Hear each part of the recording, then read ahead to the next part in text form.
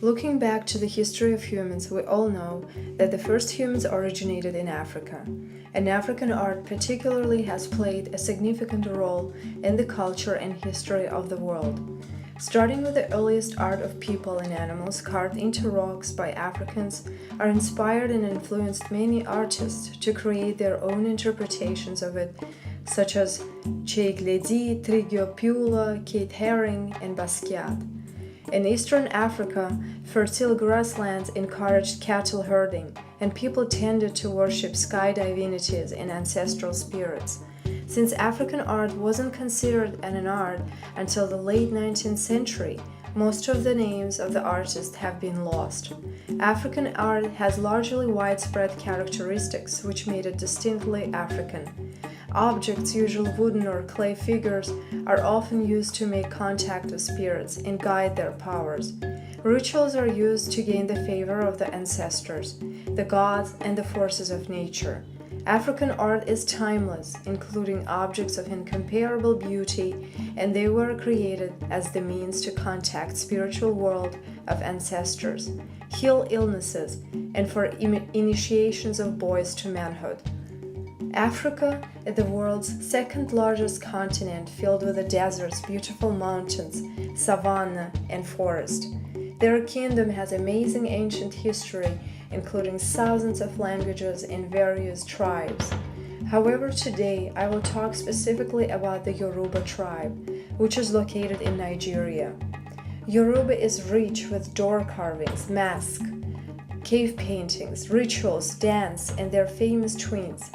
Their gelede mask is worn by male Yoruba dancers at festivities honoring women, both living and dead. Through their movements, they express Yoruba ideals of male and female behavior. Then, through the initiation, a young boy wears a mask to enter the mature level. The Yoruba doors belong to special people, for example, to the divine. Ere Beji were carved by Yoruba mainly as a memorial figures for twins. Yoruba has the highest birth of twins, and the twin is believed to be spiritually powerful, who can protect and at the same time harm. The Yoruba are a major African ethnic group. In their culture, twins are traditionally very important beings. In the Yoruba language, Ibeji literally means twins. Carved wooden figures made to house the soul of dead twin are also called Ibeji. These wooden figures, 6 to 10 inches high and carved with family masks, are often well cared. The Yoruba people believe that this care and tending help ensure the survival of other twin. However, recently, these wooden figures replaced with plastic dolls, which is really sad. Colonialism in the 19th century was a period when Europeans arrived, bringing along their religious beliefs, thus disrupting African lives that they had to produce more wooden figures and masks with symbolically powerful materials such as horns, feathers, shells, and bones that blacksmiths of their people created to keep the evil away. They created their works for sake of usage, not for the sake of art. Even today, we don't know the names of artists because Africans did not consider their creations as art. In our modern day, it is important to identify the object's provenance so we could understand the changes happening to them. Furthermore, when Africa became colonized by all these European countries, colonizers started using Africans as slaves, and since Yoruba were occupied by Britain, many of them were sold to different developed countries to work in the cotton and sugarcane plantations, that today many Yoruba lives outside of Africa. Colonizers forced their religion on them, so many Africans follow their religion superficially, while secretly continuing their traditional beliefs. Also, there is some example of that period through the artwork by Cheikh Ledi, Congolese artist who depicts the moment when Europeans are killing the Africans while preaching Christian religion and eyeing their diamonds. In another work of the same artist, there are British soldiers with their rifles while two African people without any gun just have a letter which he is offering to colonizer like a white flag of peace.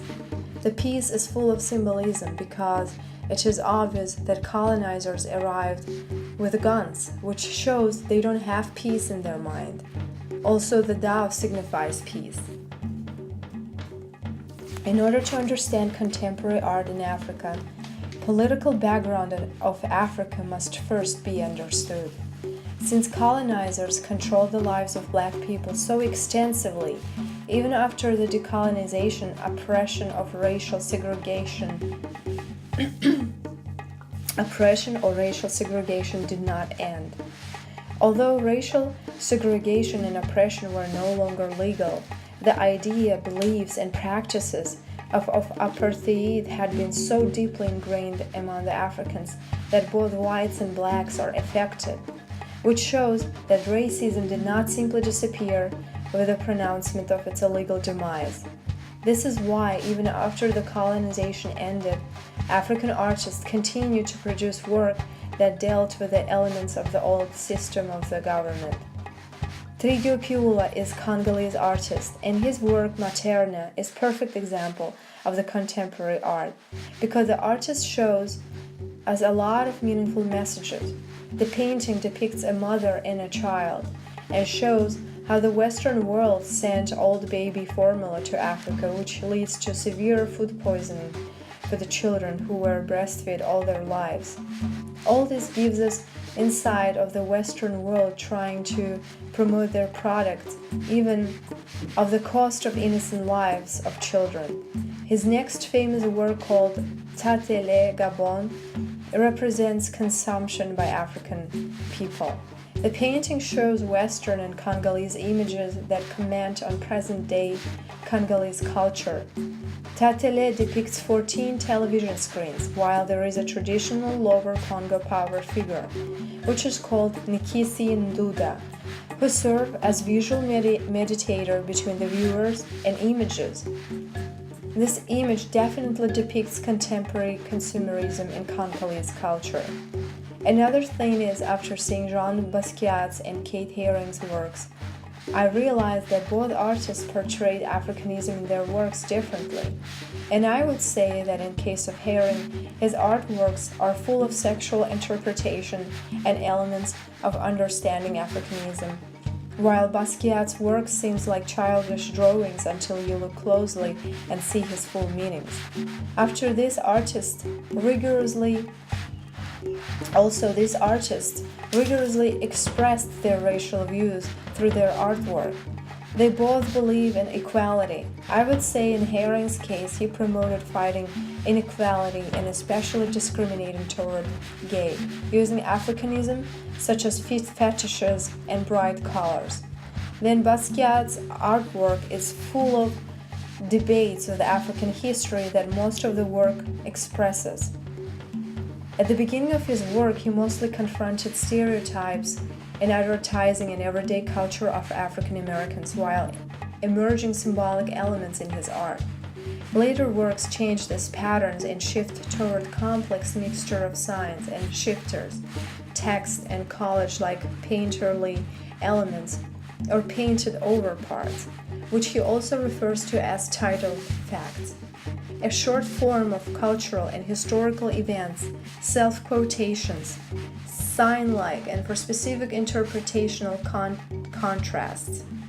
At the same time, Basquiat also works on a variety of painted or alienated everyday objects, found objects, and material constellations. Everyday objects and found objects, which Africans used in their masks.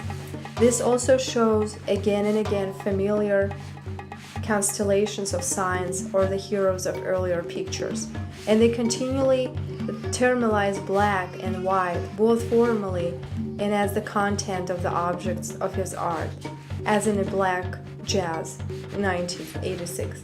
African art is the oldest forms of art in the world. The older art does not go away, only new arts develop from it. Jean Basquiat and Kate Haring were not of African descent. Moreover, Herring was a white, but they were able to use the elements of African art in modern ways. It proves the fact that artists do not have to be African to show the Africanism in their works.